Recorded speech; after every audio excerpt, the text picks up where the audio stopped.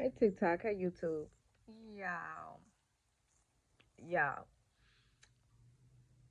did y'all see that Donald Trump finally got Pam Bondi Nim to indict Letitia James?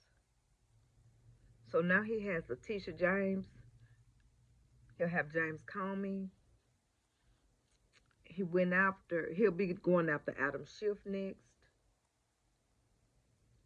Y'all, this is for my working poor Americans, especially my inner city girls and my rural young ladies.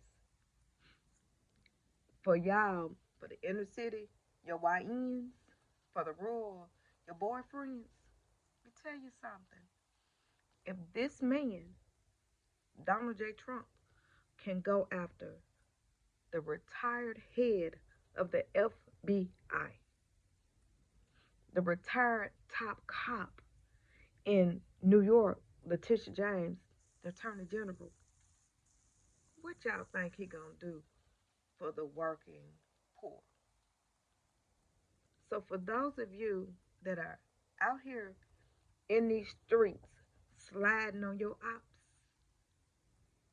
getting your get back, you better figure out something else to do because this man in the White House is bringing back tactics from the 60s and before the 60s when they did not mind railroading anybody. See, the laws only changed in the 2000s to stop those 50-year and life sentences for a gram of marijuana, a gram. Now, if y'all can't do nothing else, this is for my rural and my inner city. If y'all can't do nothing else, you can count. Y'all can count and y'all can do business. So, what you think is going to happen? Because if you turn on the news for just a minute, turn on the news and watch a little something, something. And I don't mean like mainstream. Go to like Midas Touch, Don Lemon, Joy Reid, somewhere like that. You can still watch it on Lawrence O'Donnell if you stay up late. He's on MSNBC. Go to a legitimate news because you can't even here in Tennessee. We got Sinclair broadcasting, so you know we can't trust nothing out of their mouth. But go to the news, look at it, see a new pattern of every time you look at the news, who's getting arrested? Young people, young people, young black and young white. Guess what? You know what never goes out of style? You know who doesn't close? It's very, very rare that it closes. Penitentiaries. Penitentiaries is money for the ultra rich, the ultra wealthy. That's a lot of money. They make billions on top of billions. That's why most of our legislators got a stake in the private prison system. And the private prison is way worse than the state prisons because their guards only make around minimum wage. At least the state prisons make a livable wage, but the rest of these don't. So more than likely, you're gonna go in. You might go in with a good 6 years and a day to send you to the penitentiary, and you end up with life within a year because you didn't had to stick somebody to keep them from sticking on you. You see these masks right here? Those two masks. When my husband was in the penitentiary, the African man that made me those two masks, this is his hair, the lady's hair and the man's beard. He had dreadlocks. Real cool, cool dude.